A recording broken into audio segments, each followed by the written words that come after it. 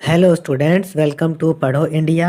आज हम करेंगे क्लास फिफ्थ की एसएसटी की जो हमारी किताब है हमारी दुनिया, उसका पाठ नंबर 15 जिसका नाम है जल परिवहन। बच्चों, अपने पिछले पाठों में हमने परिवहन के बारे में पढ़ा था कि एक जगह से दूसरी जगह पर सामान या व्यक्तियों को ले जाने को ही परिवहन कहा जाता है। जब हम जलीय क्षेत्रों जैसे समुद्र, नदी, झील से होकर एक स्थान से दूसरे स्थान तक आने जाने या सामान ले जाते हैं तब हम इसको जल परिवहन कहते हैं। शुरू करते हैं पाठ को पढ़ना। सबसे पहली नाव शायद लकड़ी का एक लट्ठा ही था। सबसे पहली नाव क्या थी? लकड़ी का एक लट्ठा। लेकिन इस पर बैठकर गिरने का खतरा रहता होगा। तब कई लट्ठों को जोड़कर बेड़ा बनाया। जैसे ये लकड़ी का लट्ठा ले लिया, एक ये ले लिया, और इस तरीके से कई लकड़ी के लट्ठों को जोड़ करके ये एक बेड़ा सा बना लिया और इसे पानी पे आराम से तैरा सकते थे और यह पानी में गिरने का खतरा भी नहीं था इस पे। बाद में कुल्हाड़ी से बीच में से खोखला करना सीखा जिसने नाव का रूप ले लिया। और बाद में क्या किया होगा? जैसे बच्चों ये लट्ठा है, इसको कुल्हाड़ी से बीच में से यहाँ काट लिया और इस तरीके से ये एक नाव बन गई। इस तरह नाव बना ली गई होगी। अब आगे बढ़ते हैं। मेसोपोटामिया यानी वर्तमान इराक, ये एक देश का नाम है। वहाँ के लोग जानवरों की फूली हुई खाल से नाव बनाते थे। आप चित्र में देख सकते हैं। फूली हुई खाल से जब नाव बनाते होंगे तो यह पानी में आराम से तैर जाती होगी। मिस्र के निवासी आज भी नील नदी में सरकंडों या घास के गट्ठों को इकट्ठा बांधकर बेड़ा बनाकर नाव की तरह प्रयोग करते हैं। और मिस्र के लोग तो आज भी इस तरीके से बेड़ा बनाकर इस्तेमाल करते हैं। नाव में पाल का इस्तेमाल मिस्र वासियों ने पहले किया। पाल हवा के दबाव से नाव को आगे बढ़ाती थी। बच्चों, पाल क्या होती है हम आपको बताते हैं। जब हम नाव की ड्राइंग बनाते हैं तो हम इस तरीके से बनाते हैं। तो बच्चों, ये जो हिस्सा है ये कपड़े का होता है, नाव में बांधते हैं हम, इसको ही हम पाल कहते हैं। और ये पाल जो है ये हवा के दबाव से नाव को आगे बढ़ाती रहती है। फिर शीघ्र ही नावों का आकार बड़ा होने लगा और इनकी गति भी तेज हो गई। अब बड़ी नाव को जहाज कहा जाने लगा। इनका युद्ध यानी लड़ाई में भी इस्तेमाल किया जाने लगा। युद्ध के जहाज, जिनको हम युद्धपोत भी कहते हैं, उनको चलाने के लिए बहुत से लोग मिलकर चप्पू चलाते थे। देखिए इस चित्र में बहुत सारे लोग हैं जो चप्पू चला रहे हैं और दुश्मन के जहाज़ों में छेद करके नष्ट करने के लिए इन युद्धपोत में आगे एक नोक लगी होती थी। इसे रैम कहते थे। बच्चों, ये नाव है, ये युद्धपोत जहाज़ है, इसके आगे एक नोक लगी होती थी जिसको रैम कहते थे। और ये जो नोक है रैम, ये दुश्मन जहाज़ में छेद कर दिया करती थी। यह दुश्मन के जहाज़ों में छेद करने के लिए प्रयोग की जाती थी और जब दुश्मन के जहाज़ में छेद हो जाएगा तो वो पानी में अपने आप ही डूब जाएगा। देखिए यहाँ पर एक चित्र दिया गया है। ये रैम लगी है और ये युद्धपोत है जिसमें देखिए जो लोग अपने हाथों से चप्पू चला करके इसको आगे बढ़ा रहे हैं।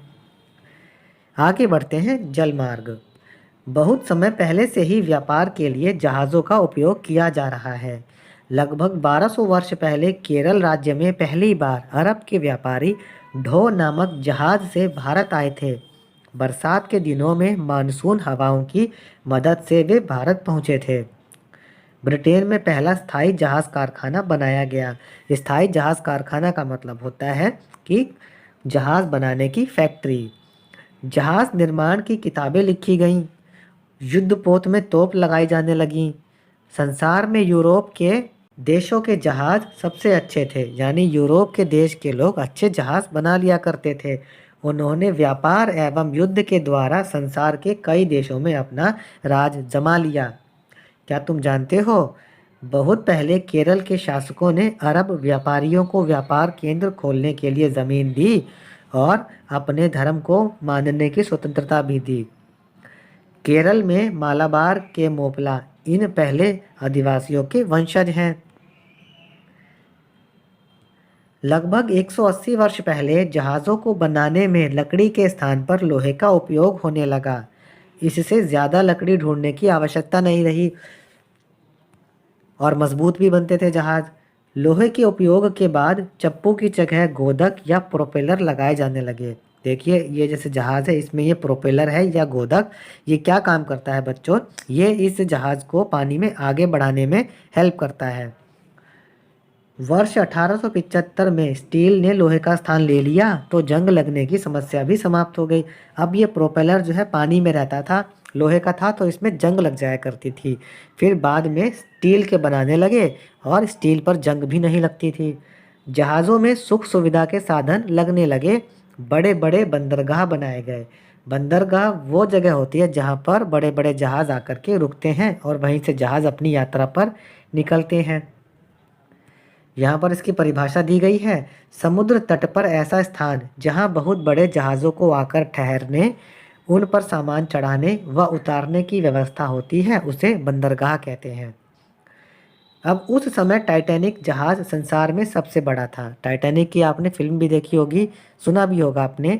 हैम्पटन यानी इंग्लैंड से न्यूयॉर्क शहर, जो कि संयुक्त राज्य अमेरिका है, वह अपनी पहली यात्रा कर रहा था और अपनी पहली यात्रा के दौरान यह जहाज़ एक हिमखंड से टकराकर पानी में डूब गया। बच्चों, हिमखंड जो है बड़ी बड़ी बर्फ़ की चट्टानें होती हैं जो समुद्र में तैरती रहती हैं। ऐसी ही एक चट्टान हिमखंड से टकरा करके वह जहाज़ डूब गया था। इसमें 2207 सवार यात्रियों में से केवल 703 यात्री ही जीवित बचे। आधुनिक जहाज़ तैरते हुए शहरों जैसे विशाल होते हैं। अब देखिए यहाँ पर चित्र में दिया गया है आधुनिक जहाज़। यह एक शहर की तरह ही होता है, जिसमें शहर की तरह कई सारे कमरे होते हैं और बहुत सारी सुविधाएं भी होती हैं। सुख साधनों से युक्त क्वीन एलिजाबेथ सेकंड जैसे विशाल जहाज़ हजारों यात्रियों को समुद्र में छुट्टियां बिताने के लिए ले जाते हैं। इन्हें लाइनर कहते हैं। शत्रु पर हमला करने वाले जेट विमान विमान वाहक जहाज़ों से उड़ान भरते हैं। एक विमान वाहक जहाज़ एक बार में 50 से भी अधिक विमान ले जा सकता है। और बच्चों, आपको पता है कई जहाज़ तो इतने बड़े होते हैं जो युद्ध में काम आते हैं। उन पर हम लड़ाई करने वाले हवाई जहाज़ भी रखते हैं। कुछ जहाज़ दूसरे देशों से तेल की ढुलाई भी करते हैं और ऐसे जो बड़े बड़े जहाज़ हैं, इनमें हम तेल भर करके एक देश से दूसरे देश में भेज भी देते हैं। इन्हें टैंकर कहते हैं। एक टैंकर 1 करोड़ बैरल तेल एक बार में ले जा सकता है।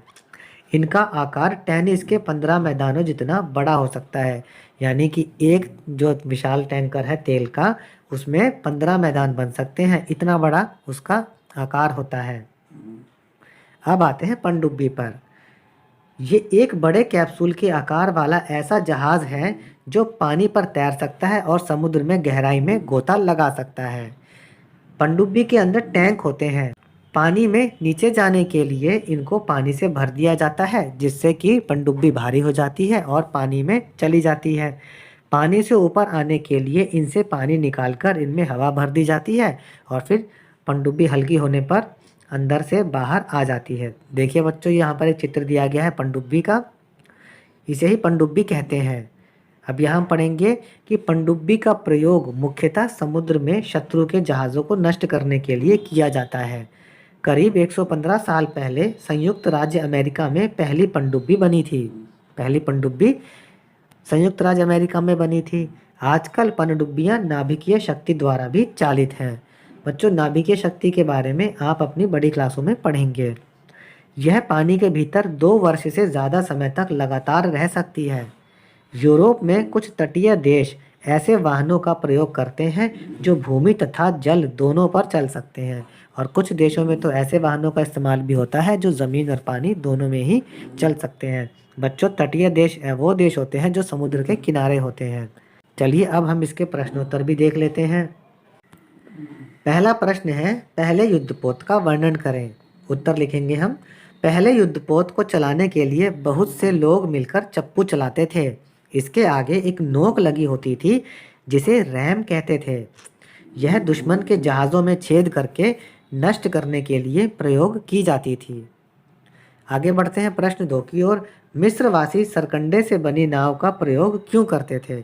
बच्चों, मिस्रवासी सरकंडे से बनी नाव में पाल का इस्तेमाल करते थे और पाल हवा के दबाव से नाव को आगे बढ़ाती थी। प्रश्न 3 देखिए। लोहे के स्थान पर स्टील के गोदक या प्रोपेलर को श्रेष्ठ क्यों समझा गया?